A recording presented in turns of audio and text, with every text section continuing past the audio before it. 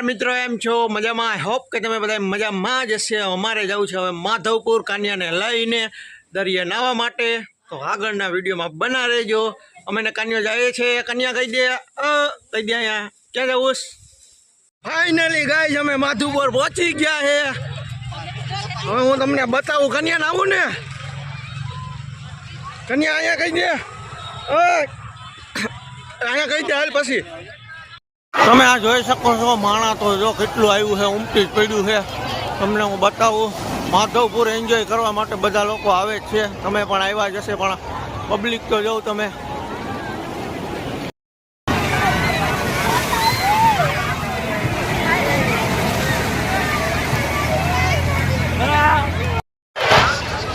આપણે હકારી લઈને નીકળી ગયા છે।